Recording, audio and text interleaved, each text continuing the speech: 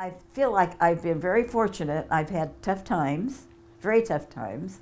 We were in the automobile accident, and that's when you were hurt. The rest of us did all right. He had a slight concussion, and I did too, but that was nothing. I had you in between Irvin and I in the front seat, and he was so tired.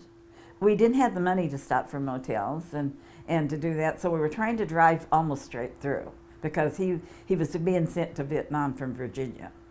And we were trying to drive straight through when he went to sleep, and I was so tired. I remember thinking, I can't stay awake and try to keep him awake. I just can't do it any longer. And I fell asleep. And that's when it was raining, and he hit the shoulder of the road, and our car rolled and rolled and rolled into the field.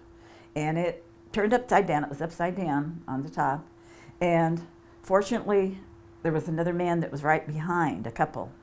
And he come running out there. The car started on fire. He come running out and got us all out. I was the last to get out. We got you out, but you had a head injury. You had to wear a helmet right from the start to protect your head. Before the accident, you were talking in sentences, really the smartest, I hate to say it, of the other two kids, because they learned from, you learned from them. Oh, because yeah. you learned. Especially Shannon. Yes, Shannon was always my Shannon teacher. was teaching you ABCs, and you not only were saying words by themselves, you were talking in sentences.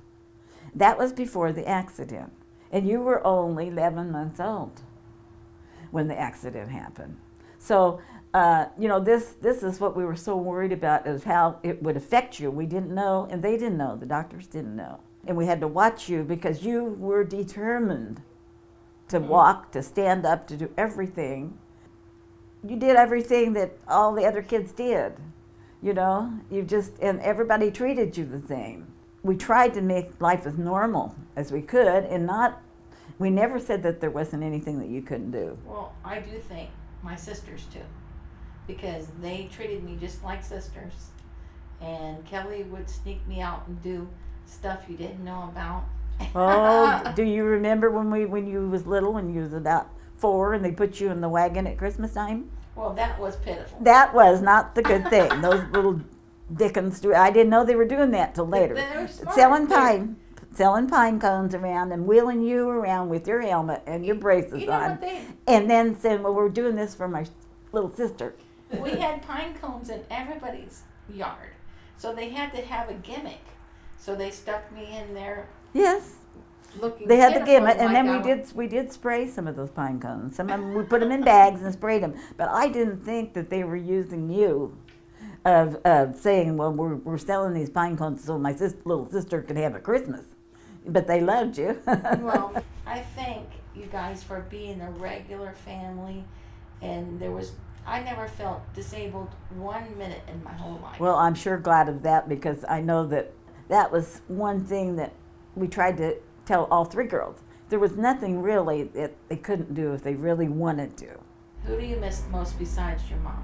My sister, Aunt Nick. Nicky, yes. And so, We were very close. I thought we would, because of her diabetes, she died in a coma.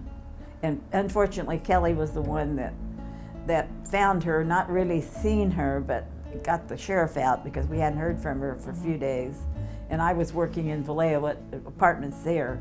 And so the sheriff had to break in, and they found her, and she died of a coma. Nicky and I always thought would be old ladies. She loved to go garage sailing. And I thought we'd be old ladies going to garage sales together. I never thought that she would die in her 50s. well, we didn't understand about type A diabetes, right? No, we didn't know as much about the diabetes, and she always thought that she could handle it. She got diabetes when she was 12 years old. So from the age 12 all through the rest of her life, she had diabetes and had to take shots. And of course, as being a kid, she didn't follow what she should have been. She ate all kinds of sweets and stuff, and then she'd they would get out of hand, and she'd end up in the hospital. But evidently during her sleep, she didn't have her orange juice like she always had it by her bed. If she'd had that orange juice, she would have been able to come out of that coma. But she was trying to get out of bed to get to it. And that's what happened. It's unfortunate. Now we know more about diabetes. We really are fortunate now in these days that they've come so far in medicine. Well, what are you the most proud of? I think I'm the most proud of all my girls, of all you girls. I mean, that has to be the most proud of all three of you, how you've turned out and made good for yourselves. Out of all the things that I went through, it's made me a self-dependent woman. I had you three girls, which I would take nothing for. I've got 4 lovely grandchildren, and now a great-grandson. So, I mean, I feel like I've been very fortunate. I've had tough times, but you have to have that will to do and to stand up for yourself. And that's what proudest thing I think, you kids. I'm prouder of you that you're all very independent. That's right, and that's the main reason why I want this too, is for them to see who this independent, strong woman is and was in the years to come, for years and years, and that all your independence and all your strength keeps going down from generation to generation.